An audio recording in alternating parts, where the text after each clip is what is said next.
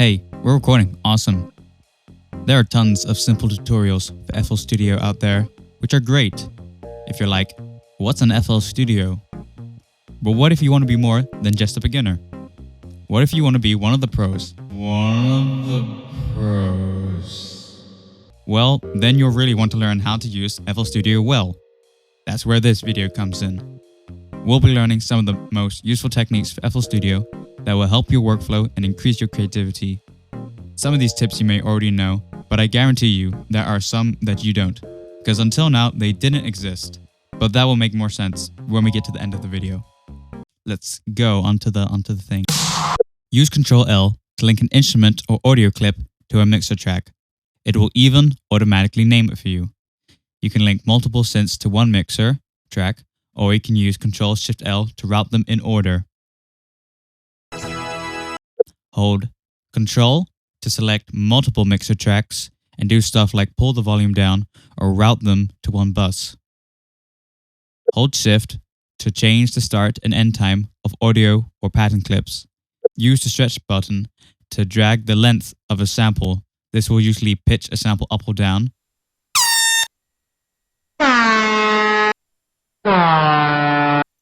Unless you have a stretching algorithm enabled. Combine these two things together and you can warp audio just like you'd be able to do in Ableton. In Ableton, you'd be able to enable. Kush is my cologne and I'm smoking out.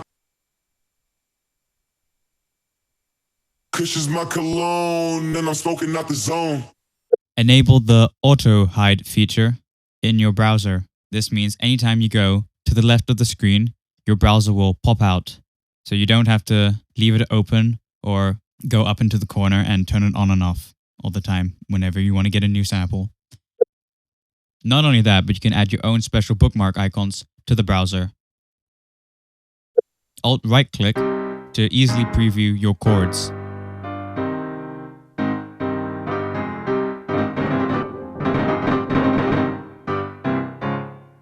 This works in the playlist as well.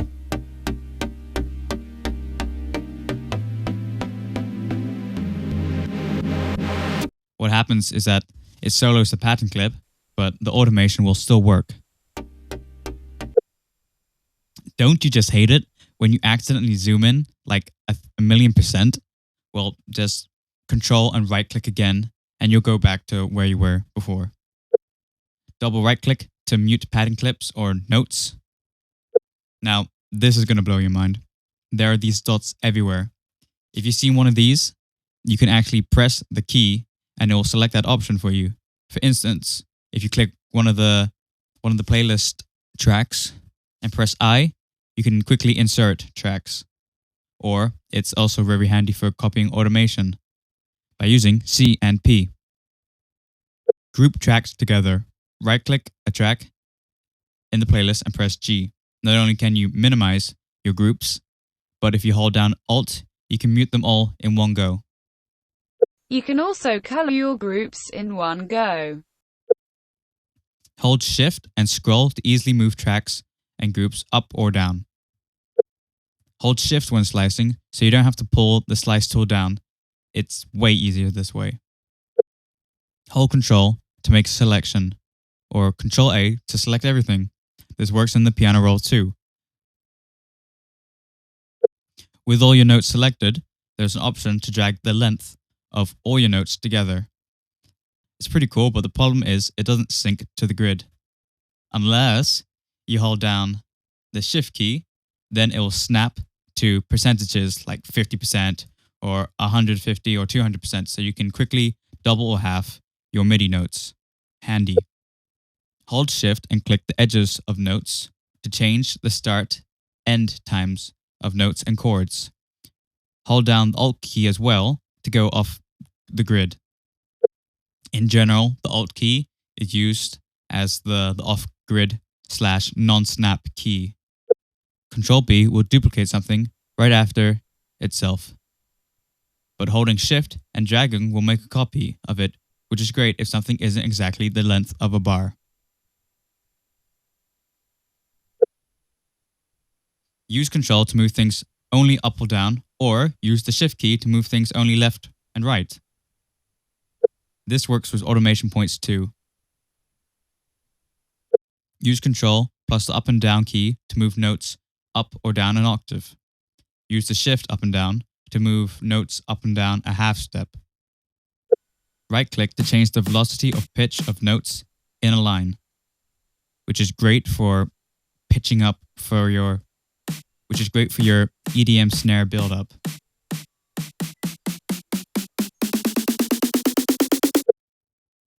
You can drop audio loops into envelopes.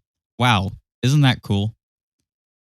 Audio clips give you the option to enable fades, which can be helpful for reducing clicking and popping.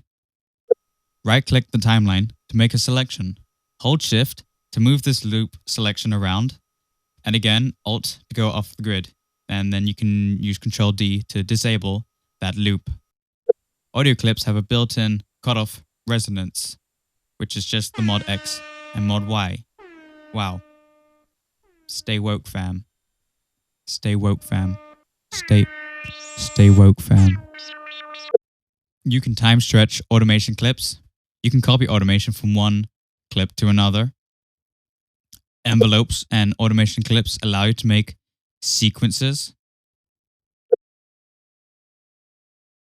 Alright, and now for the grand finale, the moment you've been waiting for. Auto Hot Key. This is a program that allows you to create your own shortcuts. For instance, you can type in BTW and it'll change it into by the way. I've managed to create these custom shortcuts to use with FL Studio. Just like the browser, if you go to the right side of the screen, my mixer will open, which is really handy. So I can now also quickly swap from the paintbrush to the slice tool, and then back again, and then back again, and back and forth and back and forth. And creating automation clips from third-party plugins has never been this easy. I've added the link to the auto hotkey file in the description, so go check that out. It will change your workflow. You know what else a pro does? They use good samples. Seriously, you can't polish a bad sample. If you want some samples that are not only great but free, then check the link in the description for an awesome free sample pack. Alright, that's all of them. If you have a great tip or trick that I didn't cover, feel free to share it in the comment section. And we can get a real knowledge center, a shared knowledge center of knowledge. Get a real shared center of knowledge.